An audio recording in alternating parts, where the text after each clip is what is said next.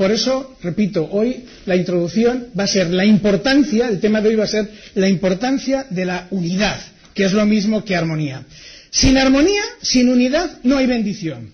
Pero no solamente eso, sino que además es una de las cosas más graves que pueden ocurrir en la Iglesia, la falta de unidad, porque es el arma que el diablo utiliza para generar las divisiones de Iglesia, que es lo que él quiere. Divide y vencerás. Y eso sale cuando no hay unidad. Claro, si no hay unidad, ¿qué hay? Desunión. Desunión es lo contrario de unión. ¿Por qué es importante la unidad? Mirad, Pablo dice en Efesios, capítulo 4, y dice Pablo, yo pues, preso en el Señor, os ruego, hay un ruego del apóstol Pablo, que andéis como es digno de la vocación con que fuisteis llamados, como debe de ser, como corresponde, como es correcto, como es digno, con toda humildad y mansedumbre, soportándoos con paciencia los unos a los otros en amor. Y ahora añade, solícitos en guardar la unidad del Espíritu en el vínculo de la paz. Pablo nos está rogando que con unas condiciones, con mansedumbre, con humildad, seamos solícitos en guardar la unidad del Espíritu en un vínculo en lo que nos une, que es la paz. La paz es lo contrario a los conflictos. La paz es la armonía. Y eso es lo que hace posible que pueda haber una buena unidad, una buena unión, en la cual la promesa del Señor del Salmo 133 se cumpla. Allí envía el Señor bendición. Luego entonces somos llamados a vivir en armonía, en unidad. Pero yo digo, el título del mensaje es ¿hasta qué punto este tema es importante? Porque yo no he dicho nada nuevo, no he dicho nada que no sepáis. Sabéis que la unidad de la Iglesia es importante.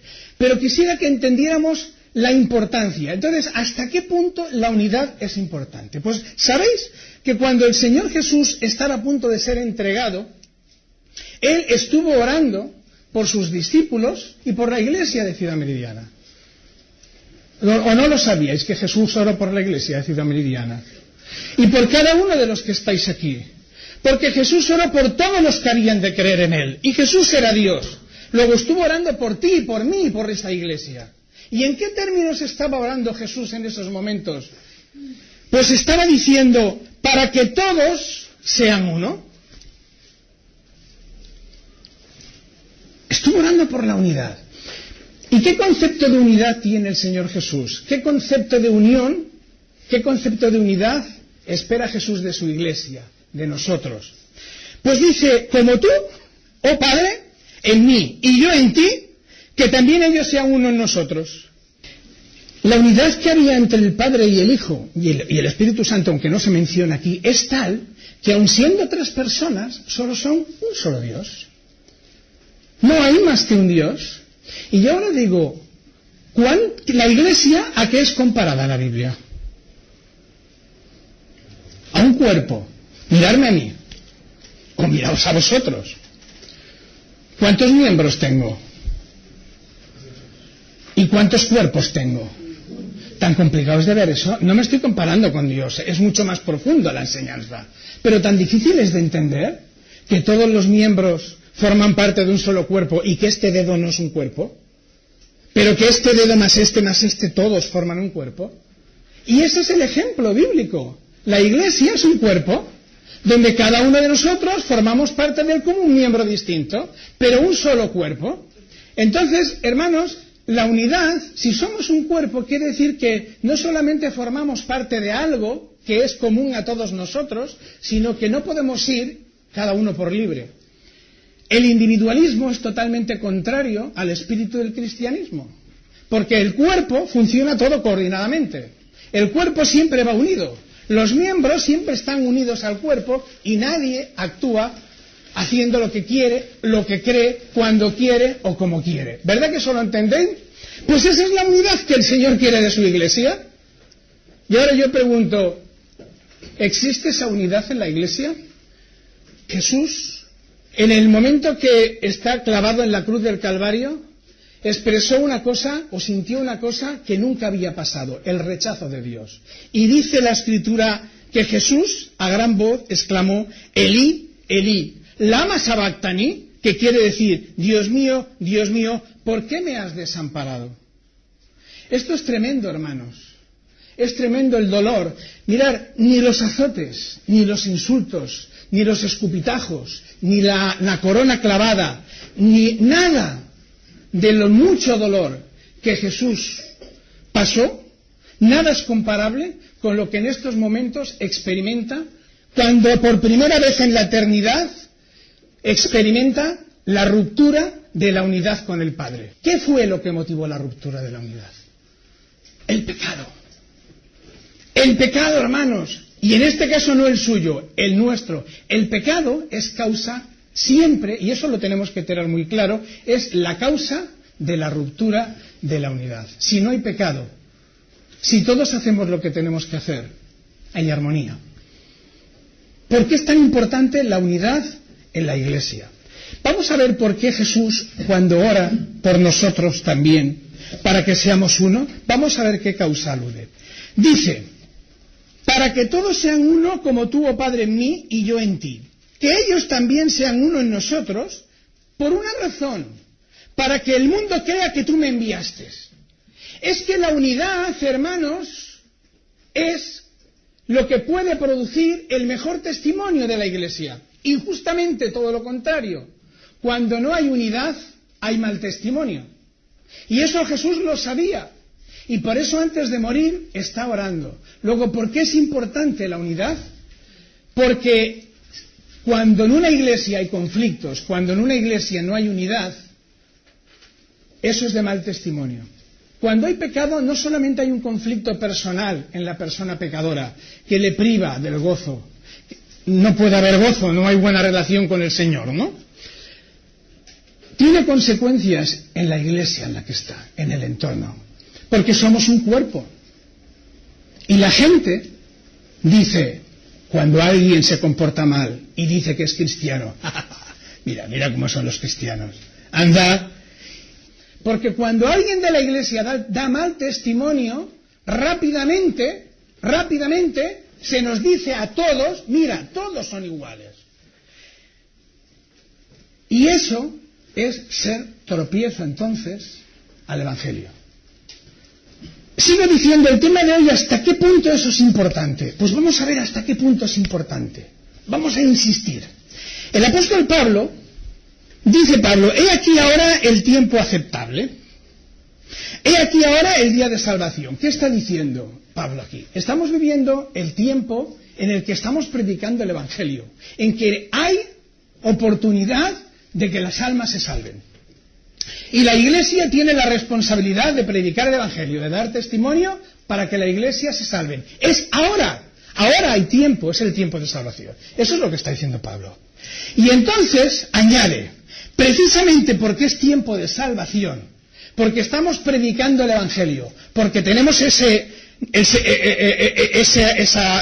encargo de transmitir el mensaje de buenas nuevas de salvación, no damos a nadie ninguna ocasión de tropiezo para que nuestro ministerio no sea vituperado. ¿Qué está diciendo Pablo?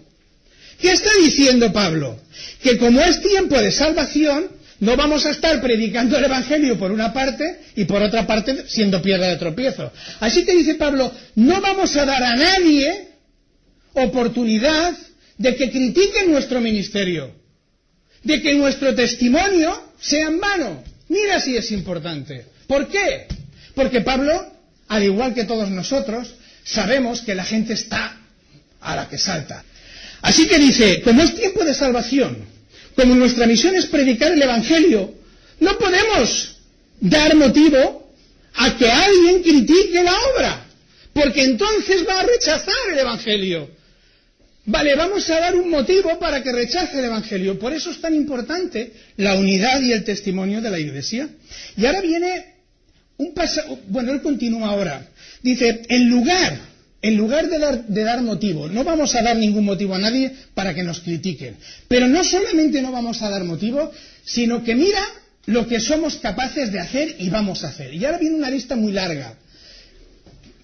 nos recomendamos en todo como ministro de Dios en mucha paciencia, en tribulaciones, en necesidades, en angustias, en azotes, en cárceles, en tumultos, en trabajos, en desvelos, en ayunos, en pureza, en ciencia, en longanimidad, en bondad, en el Espíritu Santo, en amor sincero, en palabra de verdad, en poder de Dios, con armas de justicia a diestra y a siniestra, por honra y por deshonra, por mala fama y por buena fama, como engañadores, pero veraces, como desconocidos, pero bien conocidos, como moribundos, mas he aquí vivimos, como castigados, mas no muertos, como entristecidos, mas siempre gozosos, como pobres, mas enriqueciendo a muchos, como no teniendo nada, mas poseyéndolo todo. Segunda de Corintios capítulo 6 versículos de 2 al 10. ¿Qué está diciendo Pablo? Yo quiero al menos resumiros. Pablo está diciendo, es tan importante el testimonio de la obra, que para no echarla abajo, no solamente voy a hacer lo que es correcto, no solamente no voy a dar motivos de tropiezo a nadie, no solamente voy a esforzarme en dar un buen testimonio en el poder del Espíritu, en sacrificios y en esfuerzo, sino que voy a soportar insultos, burlas, desprecios, cárceles, que me vituperen, que me peguen, lo que sea necesario. Pablo va más allá del buen comportamiento. Pablo está diciendo, renuncio a mis derechos, si es necesario, con tal de que el testimonio no se ponga en duda. Con tal de no dar mal testimonio, voy a renunciar a todo aquello que incluso pueda tener derecho. Ya no solamente que no dé motivos para que me critiquen, sino que voy a evitarlo, sacrificando mi propia vida. Eso es lo que está diciendo Pablo. No hay ninguna razón, hermanos, no hay ningún argumento, no hay ninguna razón, por poderosa que sea, no hay ningún derecho que podamos esgrimir, por más derecho que tengamos a él, si el ejercerlo es motivo para que alguien critique a la Iglesia. Tengo que renunciar. Eso es lo que está enseñándonos Pablo. Por la unidad debemos de estar dispuestos a sacrificar nuestros propios intereses. Vamos a seguir un poco más todavía. Habíamos leído al principio que el apóstol Pablo dice solícitos. ¿Qué quiere decir solícitos? Solícitos en guardar la unidad del Espíritu en el vínculo de la paz. Pero, ¿qué quiere decir solícitos? La palabra solícito quiere decir que requiere esfuerzo. Hay dos cosas que esta palabra incluye: esfuerzo y diligencia. Es decir, no es algo que podamos dejar para mañana. Mira, este tema ya lo tocaremos luego. Es tan grave, es tan importante que tiene que ser prioridad. Solícitos en guardar la unidad, quiere decir que la palabra del Señor nos dice, cuidado, esto es urgente, esto es prioritario, y tenéis que hacer además un esfuerzo. Sé que no es una cosa fácil luchar por la unidad de la Iglesia, por la armonía, pero tenéis que esforzaros. Eso es lo que significa la palabra solícito. Pero antes de decir esto, antes de decir solícitos en guardar la unidad del Espíritu, leíamos que decía que esto se debe de hacer con toda humildad y mansedumbre, soportándonos con paciencia los unos a los otros en amor. Mirad, estos requisitos, si no los cumplimos, vamos a fracasar en el intento de que haya unidad, en el intento de esforzarnos. No vamos a ser solícitos en guardar la unidad si no somos humildes y mansos. ¿Y eso qué quiere decir? Pues si somos soberbios, hermanos, si cuando se nos dicen las cosas, si cuando se nos llama la atención sale nuestra soberbia y nuestra rebeldía en lugar de la humildad, no estamos siendo solícitos en guardar la unidad. ¿Qué es ser manso? Lo contrario de rebelde. Luego, sin estos requisitos, nadie va a cumplir con lo que la palabra del Señor nos pide, de ser solícitos en mantener la unidad del Espíritu. Porque el espíritu de rebeldía, la soberbia, es contraria a la unidad. La soberbia, la rebeldía, conduce precisamente a la división, a la que cada uno, al egoísmo, a nuestro ego. No va a obedecer a Cristo, sino hacer lo que nosotros queremos hacer. Luego es necesario que haya humildad y mansedumbre. Pero aún hay más. Hay otro requisito. Porque es imposible que no surjan conflictos. Hasta en las mejores familias, hasta en los mejores hogares, hasta en los mejores matrimonios surgen conflictos, ¿o no? ¿Conocéis algún matrimonio que nunca haya habido ni el menor problema? No. En la iglesia, que está llena de pecadores y somos más, es que eso está a la orden del día. Bueno, vamos a ver cómo tratarlos a partir de la semana que viene. Pero seamos realistas, hermanos, hay problemas, van a surgir problemas. Pues la palabra del Señor nos pide otro requisito, es soportarnos. Eso de que cuando uno se molestara yo me voy, ¿dónde está escrito? Mirad, hay una cosa que no he entendido y que es de mal testimonio y que está a la orden del día. Y hasta aquí se ha predicado. Si en tu iglesia tienes problemas, búscate otra.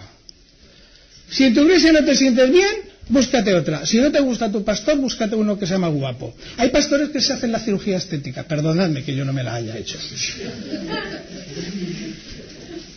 Pero ¿en qué parte de la Escritura dice que eso tenga que ser así? La Escritura nos enseña que judíos y gentiles tenían que convivir juntos, aunque no eran del mismo sitio. Eso de la iglesia boliviana. Eso de la iglesia alemana. ¿En qué parte de la Biblia, hermanos, se justifica que eso sea así? ¿Buscamos nuestras simpatías? ¿Buscamos el club de amiguetes? No, hermanos. La Escritura dice que judíos y gentiles convivían juntos. Y anda que no era problema. Pero ahí se aprendía, es que estamos para aprender. ¿Y sabéis por qué se llevó Pedro la gran bronca por parte de Pablo? Públicamente, además. ¿Sabéis por qué fue? Por dejar a los gentiles de lado. Entonces, ¿eso qué es? De que a mí no me gusta la iglesia, tengo un problema, tengo un conflicto y me voy. Ahí esta mañana alguien me decía, pues si voy a dejar de ir si tengo esto. Bueno, espero que lo haya entendido que no era así. Digo, escucha el mensaje de esta mañana, que te irá bien. Pero muchos lo han hecho, hermanos, ya. Mirad, nadie, eso lo afirmo, en la presencia del Señor, basándome en las Escrituras. Nadie que se marche de una iglesia del Señor, sin estar en comunión, puede estar en comunión en ninguna otra. Tú tienes derecho a dejar una iglesia si no es de Cristo. Tienes derecho a juzgar si en esa iglesia se predica la verdad o no. Tampoco tenemos que estar en una iglesia y someternos si se está predicando un evangelio que no es el correcto. Sabemos que hay mercaderes de la fe hoy en día más que nunca y la palabra del Señor nos advierte. Tú tienes derecho a juzgar que eso es así. Pero cuando el Señor te coloca en una iglesia y en la iglesia te pone el Señor, no tú, y tú sabes que esa iglesia es del Señor y lo has probado, ya no pongas en duda nada más. Ahora sométete, porque si no, eres soberbio, orgulloso y eres un obstáculo. Eres de mal testimonio. No vas a fomentar la unidad. ¿Lo entendemos, hermanos? Bueno, pues vamos a dejar clara una cosa para ir acabando. Es muy importante que reconozcamos que siempre que hay conflictos hay pecado. Lo voy a repetir porque esto es muy importante. Siempre que hay conflictos hay pecado. Porque si no hubiera pecado no habrían conflictos. Si cada uno hiciéramos lo que tenemos que hacer, si cada uno hacemos la parte que nos corresponde dentro del cuerpo al que pertenecemos, si cada uno obedece al Señor, si cada uno actúa con la actitud que hemos leído de un verdadero creyente en la palabra, no habrán conflictos. Luego, siempre que hay conflictos, hay pecado. Y con frecuencia, cuando entre dos personas hay conflicto, con mucha más frecuencia de la que pensamos, hay pecado en las dos partes. A veces pensamos que solo es en una. No. A lo mejor no es al 50%, es al 65 y el 50 y el 45, no lo sé. Pero con frecuencia el problema, el pecado, está en las dos partes. Siempre que hay conflicto, hay pecado. ¿Lo entiendes, hermano, que eso es así? Siempre.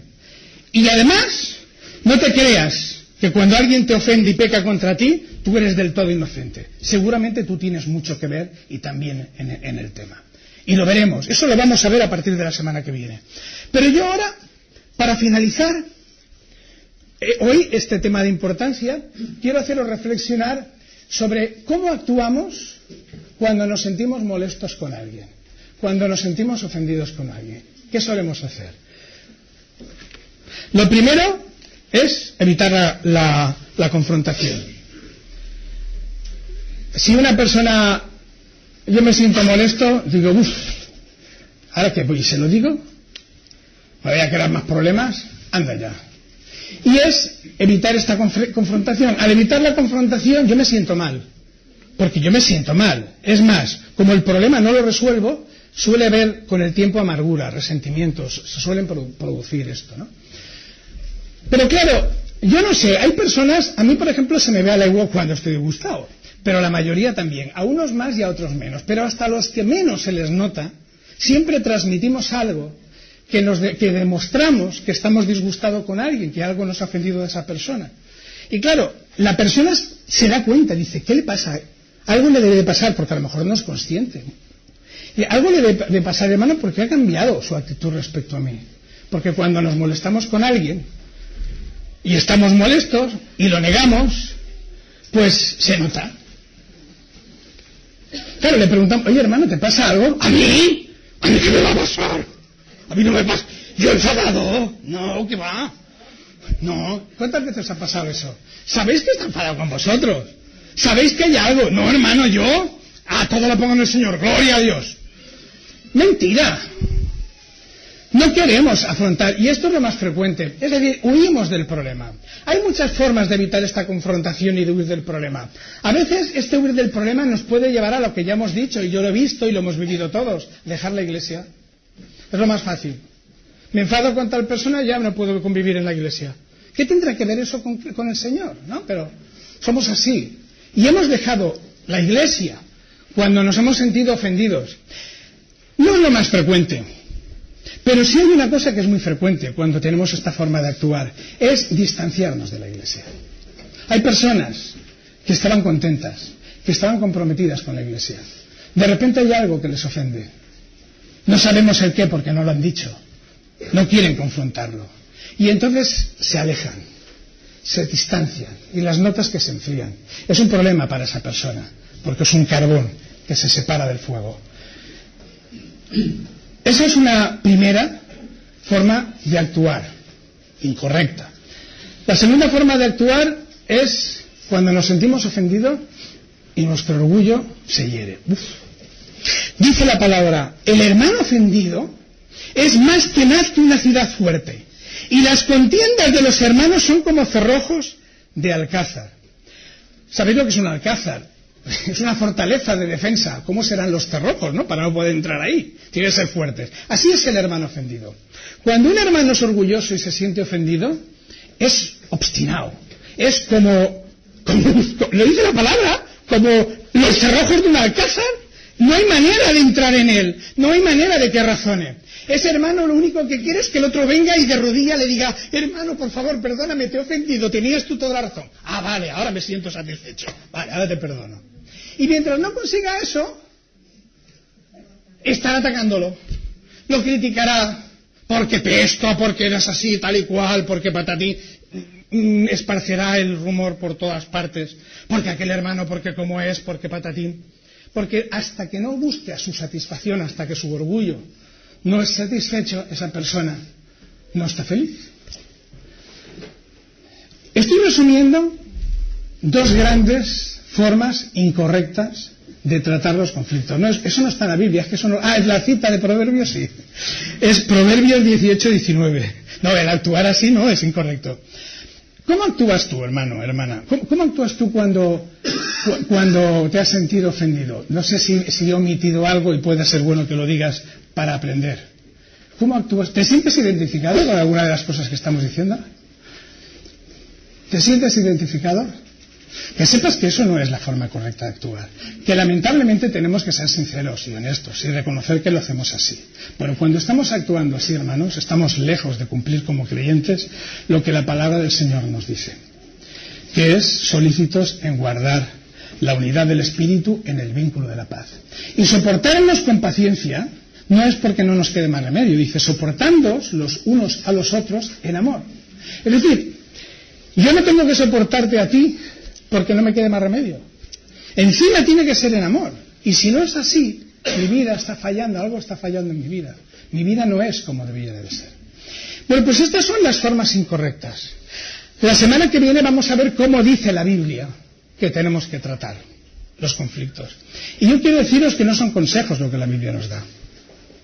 Lo que la Biblia nos da son mandamientos, normas para cumplirlas. Se tienen que cumplir, no es optativo.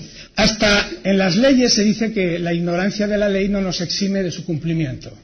Claro, si tú creas conflictos por no entender, por desconocimiento, tal vez te sorprenda si algún día eres llamado al orden y a la disciplina. Que sepáis, hermanos, que la palabra del Señor, las normas que nos da, son de estricto cumplimiento. Y que el deber de los que lideramos la Iglesia es el ejercer la disciplina para que se cumpla. Continuamos la semana que viene, si el Señor lo permite, y que Él nos bendiga. Amén.